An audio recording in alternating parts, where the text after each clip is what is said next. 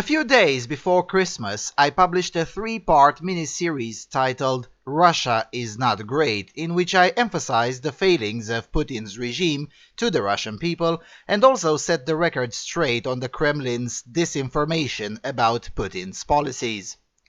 In the first part of that mini-series, I proved that Putin does indeed kowtow to Islam very similarly to the way Swedish leaders do, and that in fact Russia is twice as Islamized as Sweden, and that the whole bravado on RT and the rest of the Kremlin media complex trying really hard to portray Putin as a crusade leader defending Christian values and civilization in general are misleading to say the least. But I was wrong. Wrong in the sense that Putin is all of these, but Putin is in fact, when push comes to shove, a progressive, just like Justin Trudeau. The factual differences in policy between the two when it comes to Islam are simply non-existent. If anything, Putin is even more progressive. You don't go to jail in Canada for blaspheming the Prophet, but you do in Russia. Let's explore.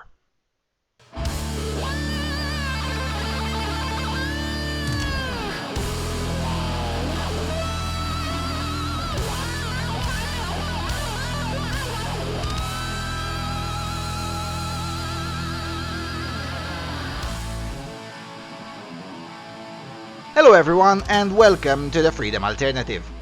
After publishing the series mentioned in the intro, a new piece of news fell into my lap and I thought I'd share it with you. You see, each year around Christmas, the President of the Russian Federation, sometimes with the Prime Minister, though that's not a rule, holds a so-called end-of-the-year press conference in which the authorities pitch their accomplishments and their plans to the public. Usually this happens somewhere between December the 18th and December the 23rd. This year it happened on December the 23rd, and on the press conference, asked to speak on the topic of Islamic terrorism, Vladimir Vladimirovich Putin had the following to say, quote, "I would prefer Islam not to be mentioned in vain alongside terrorism. You are right here," Putin said during the annual press conference on Friday, asked whether it would be right to prohibit the use of the phrase Daesh terrorist organization banned in Russia in the media. Notice please that this is from Sputnik News, an outlet explicitly funded by the Kremlin. Also notice that discussing the institution of a ban on phrases in the media is just like discussing the weather in Putin's Russia. Now, in complete fairness to Putin, in the same conference the issue of censorship was brought up, specifically authorities limiting the artistic freedom of actors, Bolshevik style, in certain cities. Putin did agree that such limitations should not occur, but not because he thinks they're wrong, but because they're, you see, impractical. In his words, also as reported by Sputnik News, in general, it is, quote, impossible to prohibit anything in the modern world, so we will not go this way, close quote.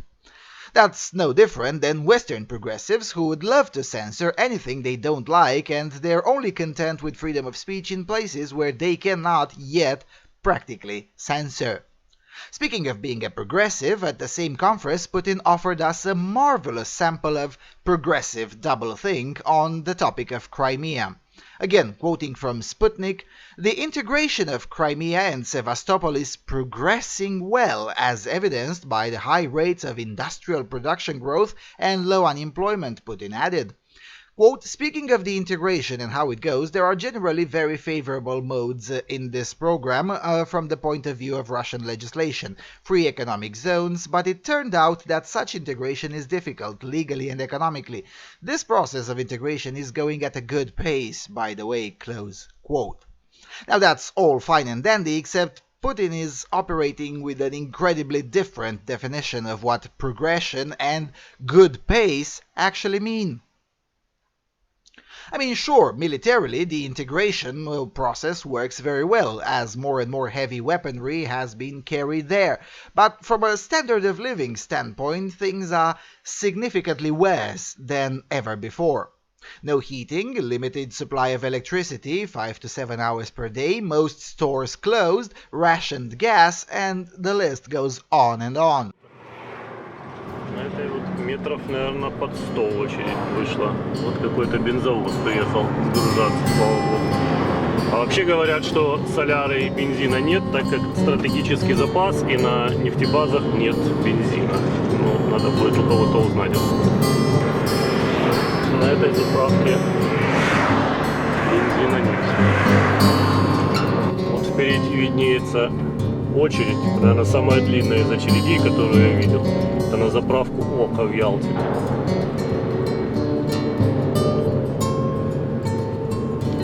Очередь с прекрасным видом на Египет. Какая хорошая очередь. Но возникает вопрос, вот пока я смотрю на эту очередь. Все-таки вот гражданин Путин, он же обещал тут все. И бензин, и все при все. И то, что отключат свет, вот, сказал, что ко всему готовы. Итак, вот она очередь заканчивается. Газом, низкими ценами и так далее. Так, схожу еще вот в это сельпо. Посмотрю, что там. Закрыт магазин? Очень хорошо. Сельпо закрыт. Кто гаишники исправно работают. Заправка «Современник». Заправка «Современник» не работает. Заправка Авиас, я смотрю. ГОСТ она теперь называется. На заправке ГОСТ 2, 4, 6, 8, 10, 12 машин стоит. Now the thing is that this progressive Marxist attitude of Putin is not something unique to this press conference or to recent policies. It is actually a consistent feature of the president. In May this year, he made it clear that Russia will always be a reliable ally of the Muslim world. Let me read you from RIA Novosti, again, state press agency, not some anti-Putin loon with a chip on his shoulder. Quote, Putin, the Islamic world will always find a reliable ally in Russia. Kazan, May 27. The Islamic world can be sure that it will always find a reliable ally in Russia ready to assist in solving urgent problems, says the message of the Russian President Vladimir Putin, meeting participants of Strategic Vision Group Russia and the Islamic world. The agenda of our meeting addresses important issues, many of which are directly related to the events that are happening right now in a number of Muslim countries and call for, without exaggeration, a global response, said Putin's message read out at the plenary session of the meeting in Kazan. I would like to confirm that the Islamic world will always find a reliable ally in Russia ready to assist in solving urgent problems. We do support proactive stances of the Muslim countries to consolidate their international relations, the principles of justice and the rule of law, said the president. He also expressed hope that the current meeting of the Group of Strategic Vision of Russia and the Islamic world will strengthen trust and cooperation between Russia and the Muslim countries, closed quote. Now, isn't that great? Now, question. How is this substantively different from what Justin Trudeau, Stefan Löfven, or indeed Hussein Obama have been doing? These three men, and many others like them, have spent their last several years doing exactly the same thing, competing on who can kiss more Islamic ass whilst selling globalism. Just like Putin. On domestic policy, Putin is, again, hardly different from Justin Trudeau. Focus on environmentalist nonsense, state subsidies, more welfare state, you name it. Look, the reason I'm making these videos is not to convince the Russian folks who worship Putin. I am under no illusion that I can convince those of anything.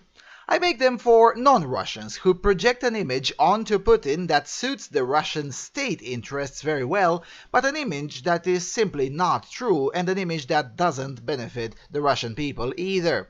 In other words, Putin is not who you may think it is, nor has he ever been. Any genuine progress achieved in Russia in the last 17 years has happened in spite of Putin and not because of him. Putin is not and cannot be a resource for the right. Any pretense otherwise can only come from ignorance or deliberate obfuscation of reality. The latter category is doomed, but ignorance can be dealt with. Just read for yourselves.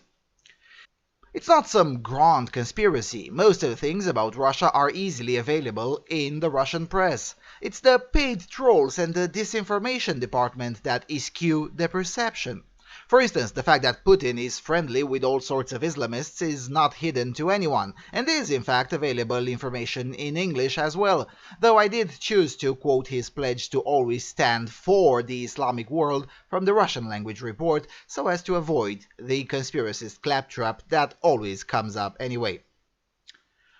Alright, so that's it for now. Thank you for watching, thank you for your continuous support, and I'll see you around on Freedom Alternative.